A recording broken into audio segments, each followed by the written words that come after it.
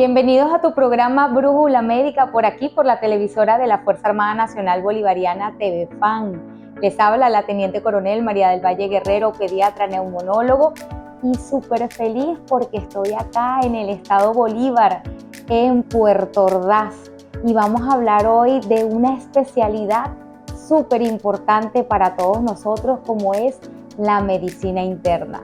Me acompaña un colega, amigo, además varguista, que nosotros egresados de los dos de la UCB Escuela Vargas, el doctor Pereira. Mi doctor, bienvenido. Muchísimas gracias por la invitación. Es un placer estar aquí con ustedes y compartir con ustedes este momento tan grato.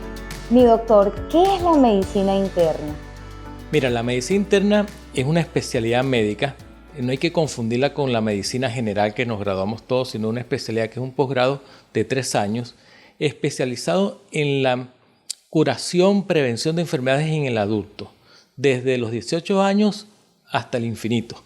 ¿Okay? Esa es la medicina interna, en la prevención de las enfermedades complejas, diagnóstico de enfermedades complejas y tratamiento de las mismas.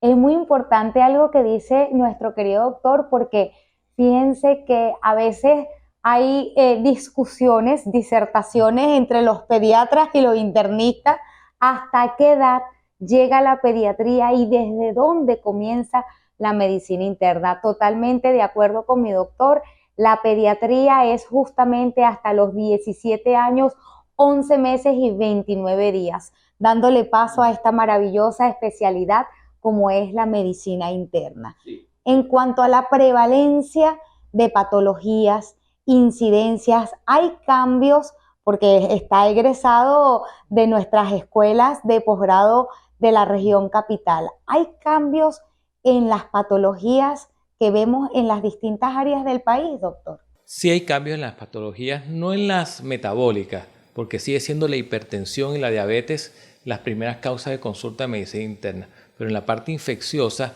en las partes centrales prevalece el dengue, prevalece la leptospirosis. Acá vemos muchos más casos de paludismo, muchos casos de liquiosis que nos hacen un poco diferente el diagnóstico, pero sigue siendo sin duda alguna la hipertensión arterial y la diabetes las primeras causas de consulta a medicina interna.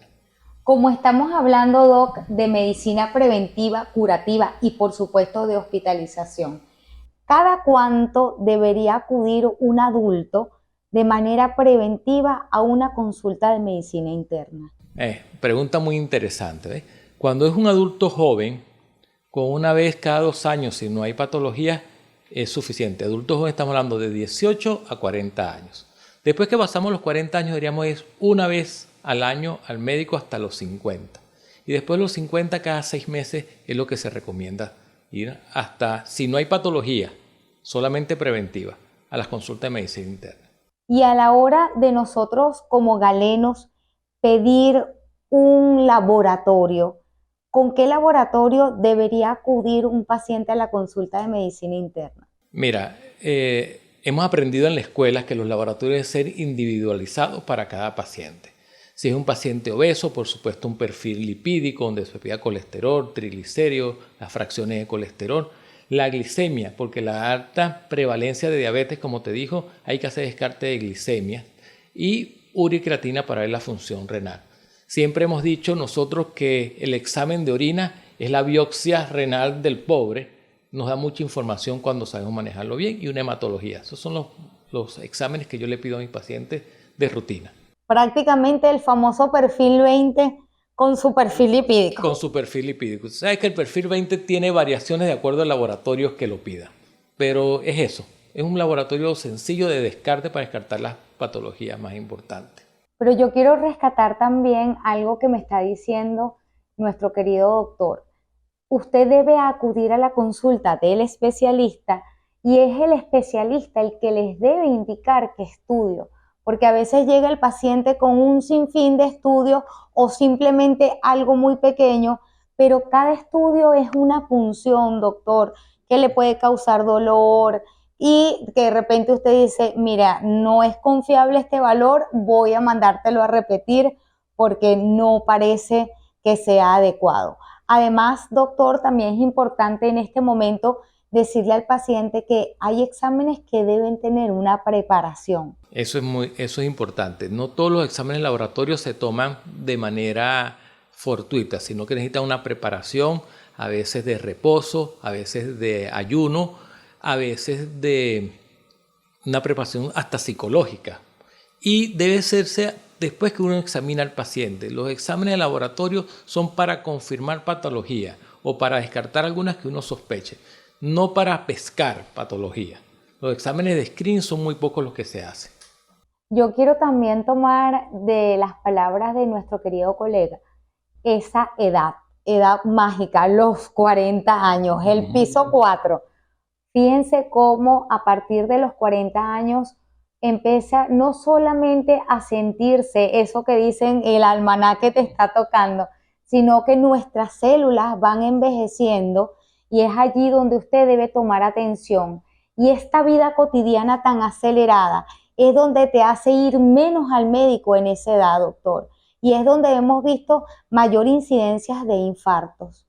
Sí, lamentablemente la incidencia de infartos ha disminuido un poco la edad por la cotidianidad, como dijiste tú, el estrés diario lleva a los pacientes a que no presten atención preventiva, tienen además un estilo de vida de sobrepeso, consumo de tabaco, consumo de alcohol excesivo, que llevan a aumentar los riesgos cardiovasculares y tenemos una incidencia, un pico después de los 40 años, sobre todo en los hombres, y de 50 años de las mujeres después que están menopáusicas.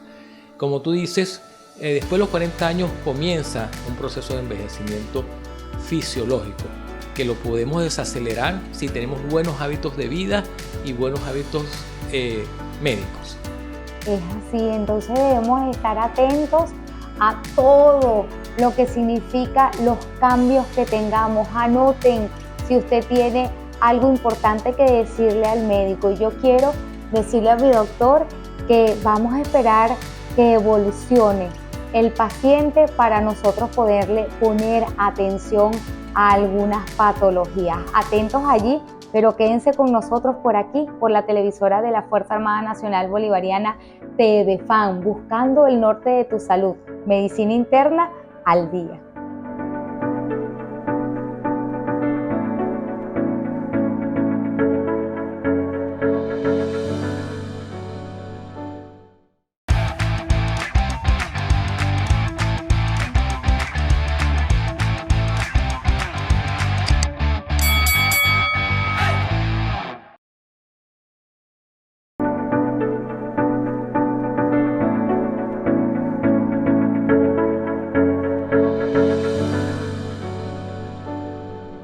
Gracias por continuar con nosotros por aquí, por la televisora de la Fuerza Armada Nacional Bolivariana TVFAN.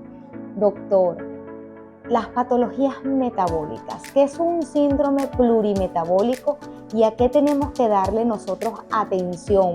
Porque incide en todo nuestro cuerpo. Mira, el síndrome, cuando uno habla de la palabra síndrome, es muchas enfermedades, un grupo de enfermedades que se manifiestan al unísono, que tienen un origen común. El síndrome plurimetabólico o metabólico incluye obesidad, dislipidemia, colesterol y triglicéridos elevados, hipertensión arterial y esas tres principalmente. Y diabetes. Son diabetes, hipertensión, dislipidemia y obesidad. ¿A qué debemos prestar atención? La madre de todo esto es sobre todo la obesidad. La obesidad condiciona la aparición de diabetes, acondiciona la aparición de dislipidemia y condiciona la hipertensión. Entonces tenemos que estar muy pendientes del manejo del peso, tanto con una buena dieta como un régimen de ejercicio adecuado.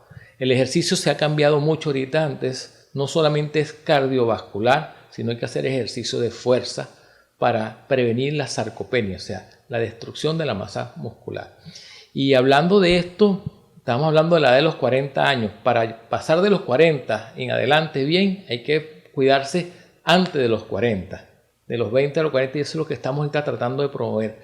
La salud en el adulto joven para que tengamos unas personas mayores de tercera edad sanas. Entonces hay que comenzar a cultivar la salud a los 20, a los 30, a los 40, a los 50 para tener 60, 70 y 80 muy sanos. Es así, es longevidad, pero con calidad.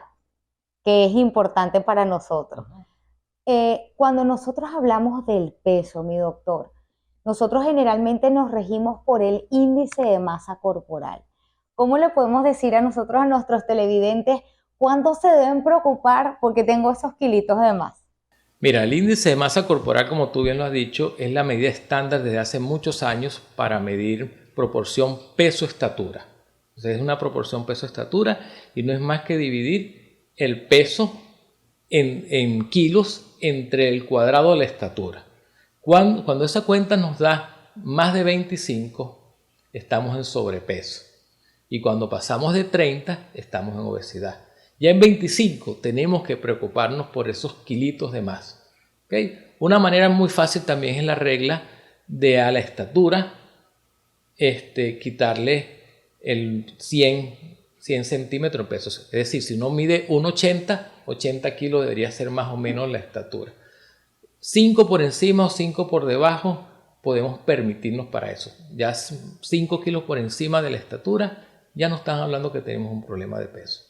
Y tenemos que estar atentos porque eso es algo transparente, una barrera que usted dice son 5, mañana 6 y ya cuando pasado mañana son 10. Yo le digo siempre a mis pacientes, es más fácil quitarse 1 o 2 kilos que quitarse 20. Así es. Entonces cuando uno está pasando la barrera esa que no se da cuenta, pasé 5 kilos de más, es muy fácil ponerse a un régimen, bajar un poco los alimentos, hacer un más ejercicio y se baja rápidamente los 5 kilos y vuelves al peso ideal.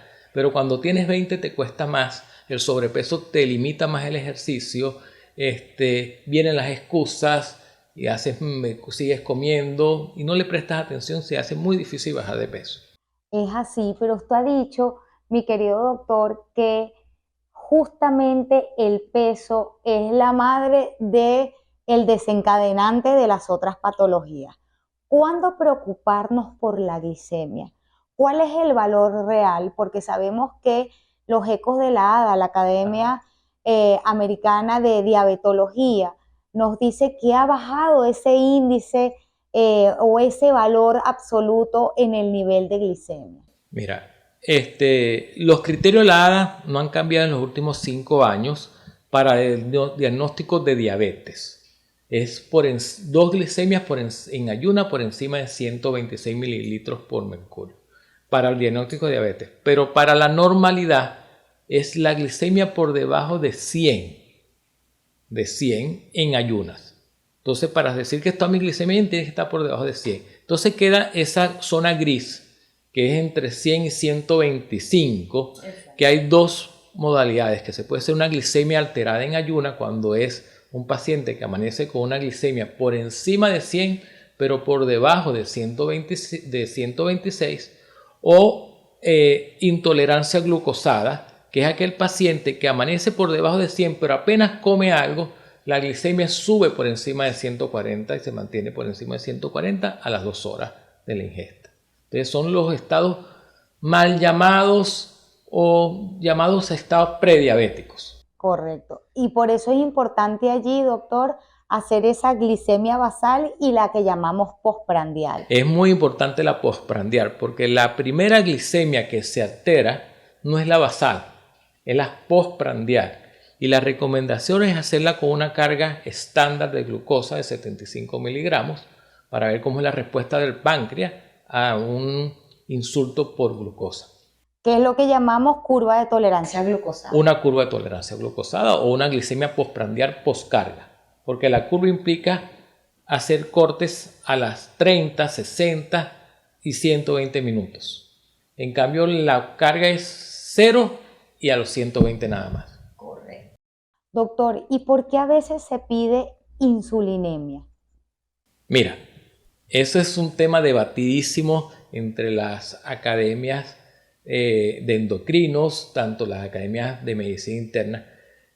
Se trata de pedir insulina para medir cuál es la respuesta del páncreas o de los órganos a la insulina. El problema es que muy pocos laboratorios tienen un valor estandarizado de insulina. Entonces más bien se busca para tener la relación entre el valor de insulina y la glicemia. Es decir, ¿cuánta insulina necesitas tú para mantener una glicemia normal? Entonces podemos decir en algunos casos que hay hiperinsulinismo o resistencia a la insulina. Y buscando esas dos patologías. El tema de eso es siempre el laboratorio. Muy pocos laboratorios tienen estandarizado el valor de insulina. Y es que ese era el punto que yo quería llevar, porque mis queridos televidentes, ahorita todo el mundo, tengo resistencia a la insulina. Entonces mucha gente dice, doctora, ¿eso es que está de moda? Entonces yo quería llegar justo a ese punto, porque cuando nosotros encontramos un paciente con resistencia a la insulina, para nuestros queridos televidentes, tenemos que estar alertas. Alertas porque la diabetes pues es una patología que está presente, pero que además, doctor, tenemos que estar atentos a la parte genética. Eso también es importante. Sobre todo la diabetes tipo 2 no es hereditaria, no quiere decir que es hereditaria, pero hay una secuela genética. Los hijos de padres diabéticos tienen doble riesgo de ser diabéticos que los hijos de padres no diabéticos. Entonces, si tenemos familiares diabéticos, ya tenemos una predisposición genética para ser diabéticos, tenemos que cuidarnos mucho más. O sea, tenemos que cuidar más el peso, tenemos que cuidar el consumo de azúcares libres, de azúcares simples, que es lo que nos ha llevado a la aparición de la diabetes. El consumo de gaseosas, el consumo de azúcar refinada en excesos, sobre todo los excesos. Nada en exceso es bueno. Eso es correcto. En el momento en que el paciente le aparece una glicemia elevada, como usted lo dijo, lo que dice el concepto, en 2 oportunidades. ¿Qué debe hacer? Porque lo primero es que uno se sabotea, doctor. No soy diabético. Esa es la primera. Eso. Entonces, ¿qué debo hacer cuando yo veo ese valor? Lo primero es que no esperaría tener los dos. Yo iría con uno al médico para que el médico me mande a hacer el segundo y el resto de los exámenes que nos pueden ayudar a hacer el diagnóstico de diabetes. Después, dependiendo la glicemia, se van a aplicar las medidas. Pueden ser medidas solamente no médicas, como cambio del estilo de vida en ejercicio, en alimentación, en manejo de estrés. Si las glicemias son mucho más elevadas, se pueden usar medicamentos vía orales. Y cuando hay un debut aparatoso con glicemias muy elevadas, podemos iniciar con insulina prácticamente. Esa es una de las cosas que me gustaría dejar aquí en claro, que la insulina es el mejor medicamento para manejar la glicemia. Hay el falso concepto que la insulina se pone ya en los pacientes que están terminales. No, el mejor instrumento, el mejor medicamento para manejar la glicemia es insulina. No es el más cómodo porque es inyectado, pero es el mejor. Entonces tenemos que tener y estar atentos a todo lo que significa los cambios que pudiesen presentarse en nosotros, en nuestro organismo. Entonces, atentos a toda esa actividad, como dijimos nosotros, doctor, para evitar el saboteo, porque nos saboteamos nosotros mismos. Vamos entonces a darle una vuelta especial a este pequeño segmento donde estamos hablando de lo que significa la diabetes para este segmento saludable.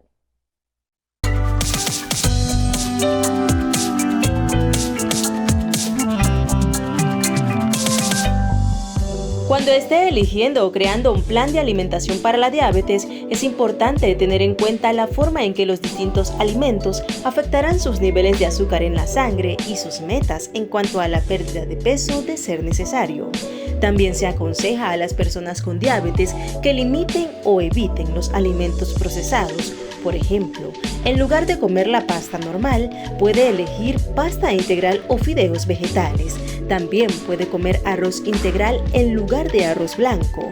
Hacer estas sencillas sustituciones y prestar atención al tamaño de sus porciones pueden ayudarlo a limitar la cantidad de carbohidratos que consume. No existe una manera única de alimentarse para manejar la diabetes, por lo tanto, experimente y encuentre qué funciona para usted. El plan de alimentación adecuado para usted dependerá de sus necesidades de salud, estilo de vida, creencias, gustos y cultura. Nuestro consejo es que trabaje con un especialista en educación y cuidado de la diabetes. No te apartes, que ya volvemos con más de tu brújula médica y este tema tan interesante.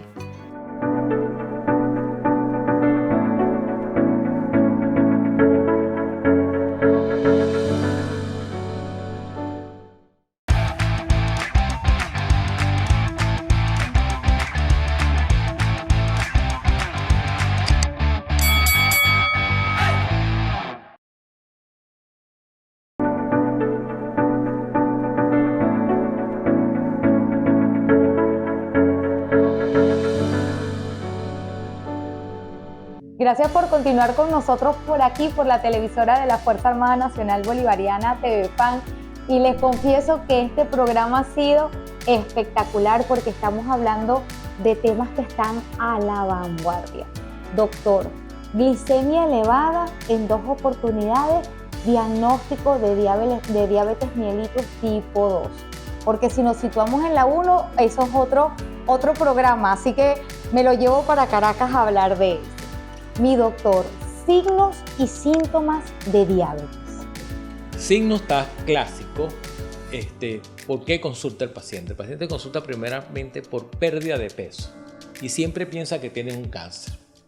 Estoy perdiendo peso, como mucho, o sea, pérdida de peso con ingesta conservada o aumentada. Poliuria, o sea, que está orinando mucho, se para de noche a orinar. Y lo otro es visión borrosa. Estoy viendo empañado, dejé de ver de repente. Esos son los síntomas y los signos más importantes que ven acá. Cuando nosotros examinamos al paciente, vamos a encontrar un paciente que puede estar deshidratado, aunque esté tomando agua, se ve deshidratado. Se ve una pérdida de peso, signos de pérdida de peso rápido. Se puede encontrar otras patologías asociadas como puede ser la hipertensión. Y en casos más avanzados vemos las complicaciones crónicas. ¿Okay? Cuando hay neuropatía, el paciente que se tiene dormido los miembros, que los pulsos están disminuidos, síntomas a nivel de la retina, donde ya hay cambios de la retina. Entonces, depende qué hacer. O sea, a mí un paciente que se sienta que está perdiendo peso cuando está comiendo bien, que está orinando mucho de noche y que la visión está borrosa, debe acudir al médico y hacerse una glicemia. Es así. A nosotros en nuestras escuelas nos enseñaban que teníamos las 4P. Las 4P. Polidixia, poliuria, polifagia y pérdida de peso. Atentos a eso, porque si usted en casita tiene muchos deseos de comer, pero al contrario ve pérdida de peso y no aumento, ya empiezan las alertas, doctor. Las alertas para esta enfermedad que, como dice nuestro querido doctor, tiene consecuencias importantísimas en todos los órganos, doctor, porque toca nuestras arterias, nuestros riñones, los toca la retina, toca el corazón, toca los miembros, aparecen esas úlceras importantes. Y me quisiera detener justamente en estas complicaciones. ¿Por qué el paciente empieza a perder sensibilidad? Y entonces cuando tú dices, tengo una herida y no me di cuenta, porque el dolor es una alerta.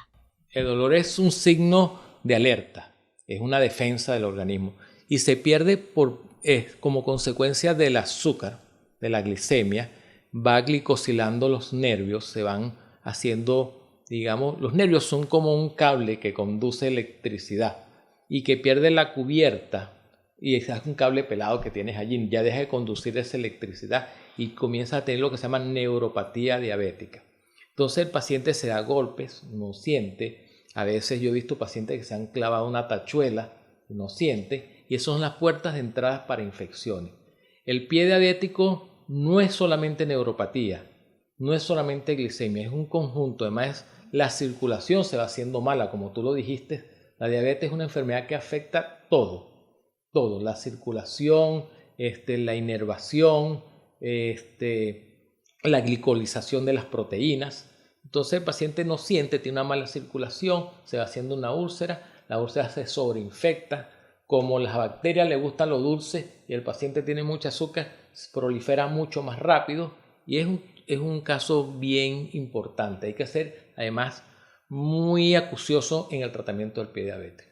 Yo quisiera también tomar algo que dijo el doctor, porque nuestros antepasados hacían los diagnósticos de esa manera. Usted veía cómo de repente el paciente tenía una micción, orinaba y aparecían hormiguitas en la orina, porque había cambios y es donde nosotros vemos las famosas cruces de azúcar. De glicemia. Exactamente. De glucosa en orina. Pero mira, ya cuando la glucosa aparece en orina, es tarde.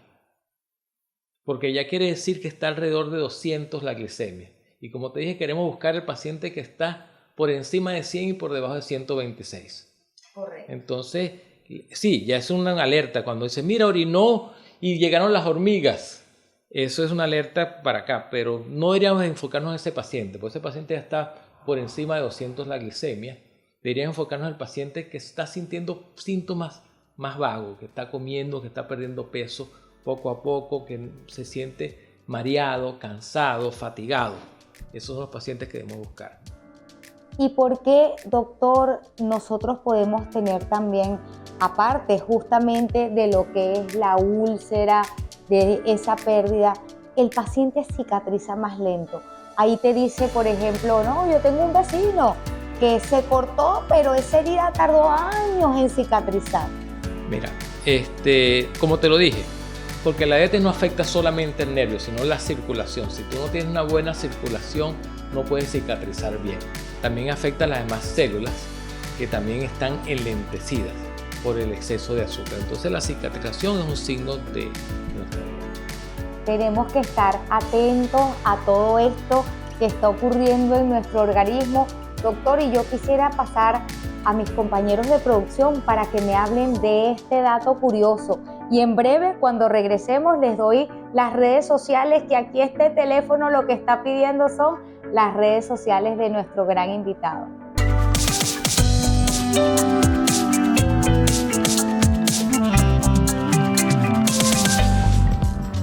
¿Sabías que la genética no es la única causa de la diabetes tipo 1?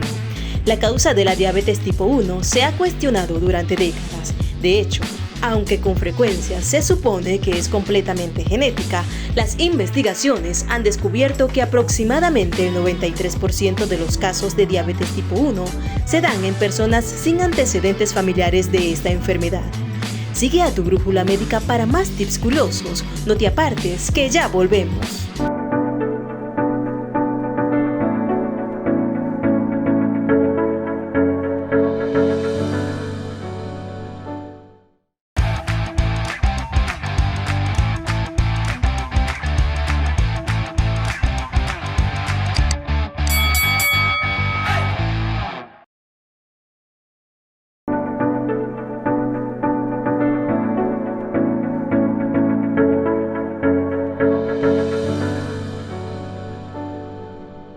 Gracias por continuar con nosotros por aquí, por la televisora de la Fuerza Armada Nacional Bolivariana, TVFAN, y estamos hablando de la medicina interna de la diabetes.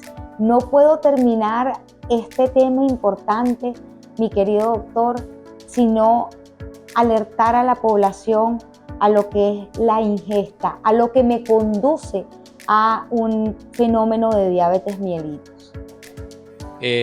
Como dije temprano, la diabetes, uno de los factores de riesgo es la mala ingesta, o sea, la mala alimentación. Y la mala alimentación más de calidad que de cantidad. ¿Okay? El exceso en consumir azúcares simples, el azúcar esa blanca o el azúcar morena, que mis pacientes me dicen, no, yo como papelón que es más sano, es lo mismo, es azúcar.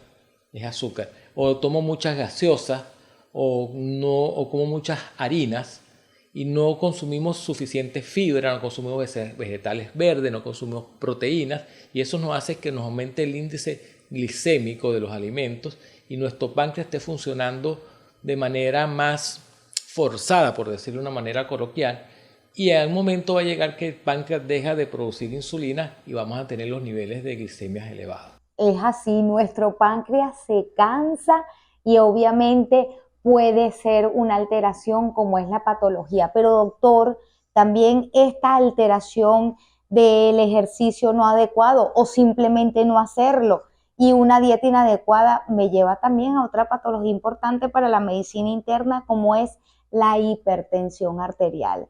¿Cuándo nosotros podemos decir que tenemos la tensión elevada? Mira, ese es otro tema. Hipertensión arterial es la patología más importante en la medicina interna y la cardiología, y es la causa de muerte o el factor de riesgo de muerte más importante en la población mundial.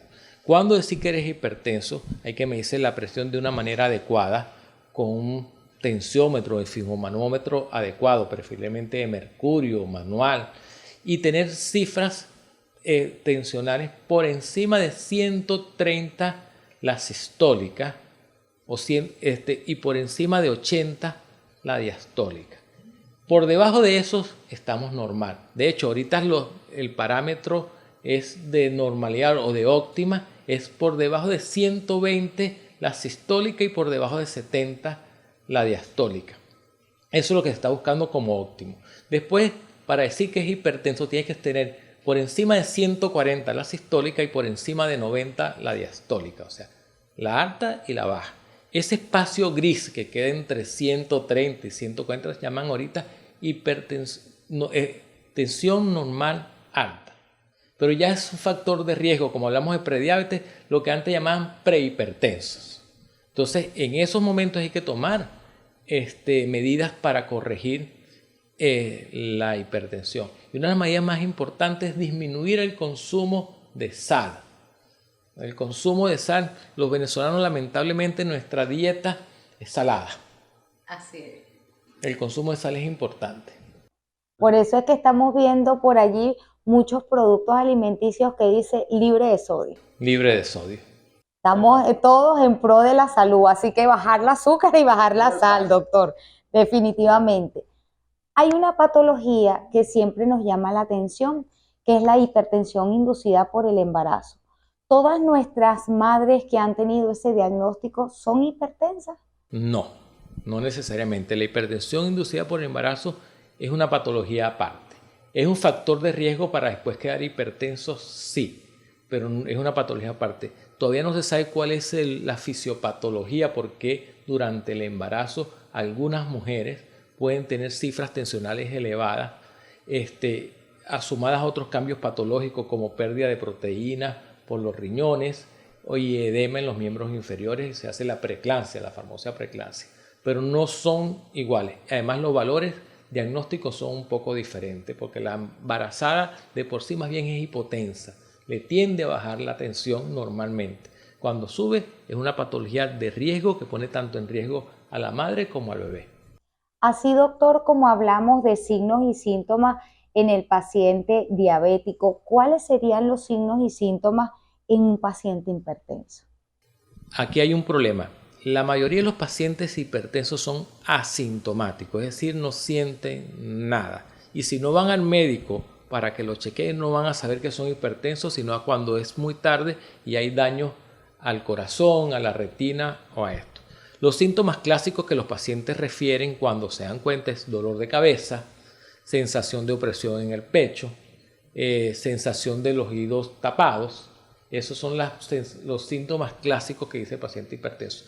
Pero lo más importante es que yo quiero que se digan acá es que la mayoría no sienten nada. Yo me siento bien, y cuando van al médico tienen la presión 160, 80, 160, 100 y son hipertensos. Es así, es la que nosotros denominamos en nuestro argot médico la enfermedad silente. Sí. Así que tenemos que estar atentos a esto. Cuando yo, a pesar de haber tenido en una oportunidad una tensión arterial elevada, puedo decir al paciente, usted es hipertenso? Mira, el diagnóstico de hipertensión es el aumento sostenido de la presión arterial.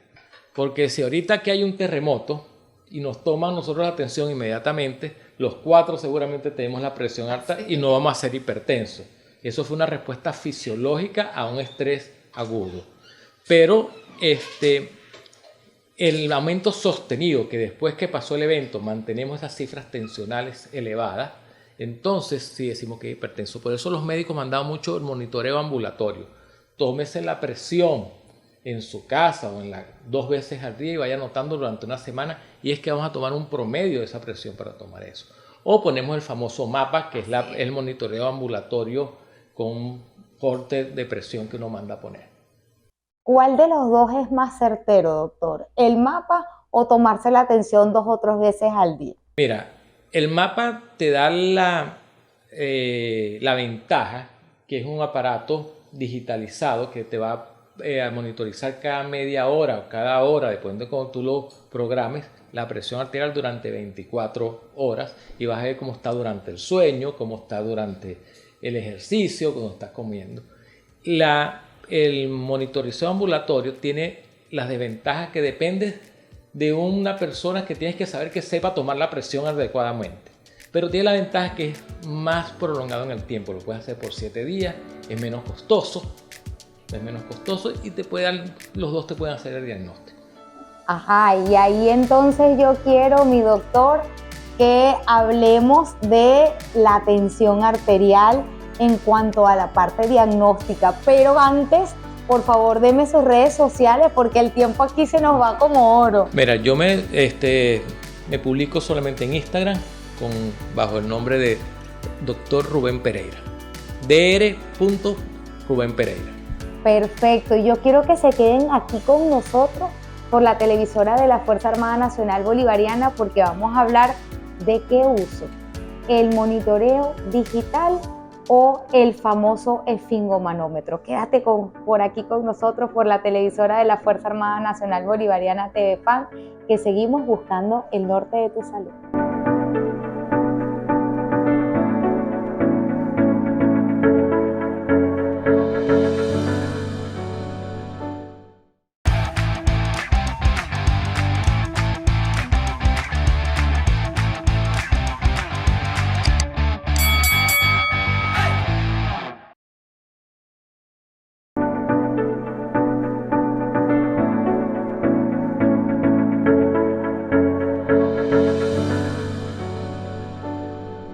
Gracias por continuar con nosotros por aquí, por la televisora de la Fuerza Armada Nacional Bolivariana TV FAN, buscando el norte de tu salud. Y la verdad que son temas súper extensos, pero doctor, no me puedo ir sin preguntarle, porque ahora la tecnología como gran catalizador, tenemos el teléfono que nos toma la tensión, tenemos el tensiómetro de la muñeca digitalizado, por supuesto también el famoso Dynamap que tenemos nosotros y nuestro aparatico clásico, viejito, pero que ahí da sus milímetros de mercurio. ¿Cuál es mejor? Para el diagnóstico certero y más específico, el mejor es el de mercurio. Los aparaticos digitales son útiles porque hay personas que no saben tomar la presión y le da un aproximado de cuánto tiene la presión. Pero para hacer un diagnóstico acucioso, certero, el esfingomanómetro de mercurio no tiene comparación. Es el gold estándar y es lo que solicitan los estudios internacionales para tomar esto.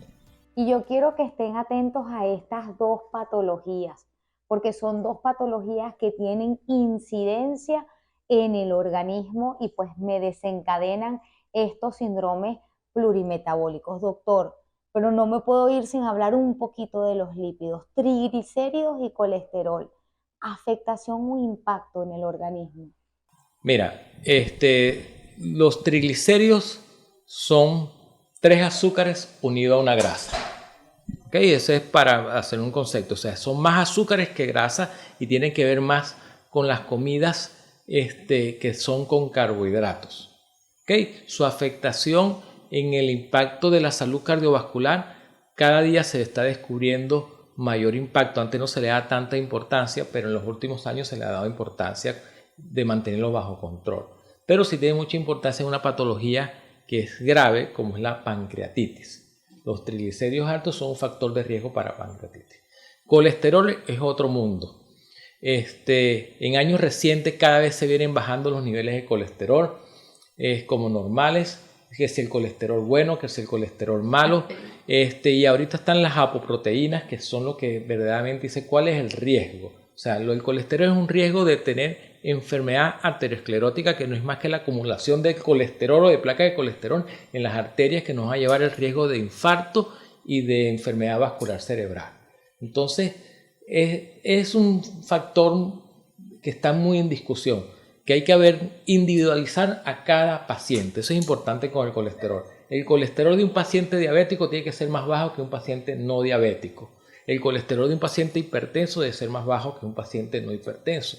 El colesterol de un paciente que le dio un infarto tiene que ser lo mínimo posible que pueda tenerlo para evitar el riesgo de tener otro infarto. Entonces son factores de riesgo de dislipidemia, es muy dinámico los conceptos que se están haciendo ahorita. Hace 4 o 5 años se decía que mientras más bajo mejor, ahorita no tan bajo tampoco son tan buenos, hay que mantener un equilibrio. Es así, el cuerpo es justamente un equilibrio. Pero habíamos hablado, mi querido doctor, hace unos minutos de la longevidad, los años dorados. ¿Cómo llegar nosotros a esos años dorados con calidad de vida?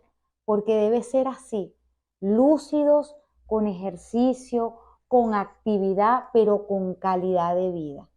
Mira, te voy a dar dos conceptos muy personales. ¿Okay? El primero es un proverbio árabe que me gusta mucho para hablar de los años dorados, que dice: si quieres dormir en una buena casa, constrúyela en la mañana. Quiere decir, si queremos llegar a los años dorados lúcidos, deambulando, caminando, con calidad de vida, tenemos que tener una buena salud de joven. Tenemos que hacer ejercicio, tenemos que tener una buena alimentación, controlar estas patologías que hemos hablado, la diabetes, la hipertensión, acudir al médico, la vacunación en los años dorados. Hay enfermedades que podemos prevenir y que son causa de mortalidad en los adultos mayores, como es la influenza, como es el COVID, como es la neumonía por neumococo, que hay vacunas que existen para eso. Y enfermedades que no son tan mortales, pero que son discapacitantes, como el herpes zóster, la famosa culebrilla, hay vacunas para eso, que se pueden poner después de los 50 años. Entonces deberíamos promover y seguir promoviendo la vacunación en los adultos mayores. Para llegar allá, la otra parte es que digo, los adultos mayores tienen 3 tesoros, que es el que puede deambular, el que tiene la memoria buena y el que tiene una familia que lo apoye. Nuestros años dorados están faltando ahorita, por muchos están quedándose solos, y es a quien tenemos que apoyar, a nuestros abuelos o a nuestros chamos mayores, ayudarlos y apoyarlos, darles mayor calidad de vida y amor y que se sientan amados. Pues totalmente de acuerdo, doctor, con todas esas recomendaciones que usted ha dado. Si ellos han dado tanto por nosotros, nosotros debemos estar aquí para respaldarlos, y que no vamos a ser jóvenes eternos, que todos vamos a llegar a esa etapa tan bella, tan hermosa como es la etapa de los años dorados. Mi querido doctor, agradecerle desde nuestro corazón su colaboración aquí, dando el frente de batalla en este hospital maravilloso, nuestro hospital de esta ciudad de Puerto Ordaz. Y bueno, nosotros contentos de tener valiosos profesionales, talento humano formado para dar salud a esta patria bonita. Y a nuestros televidentes, pues decirle, atentos a todas estas recomendaciones: salud mental, salud física, y mantenerse desde esa temprana edad con una alimentación óptima para llegar, doctor, a estos años dorados, como dice mi querido colega, lúcido, deambulando y dando amor en esa etapa tan hermosa.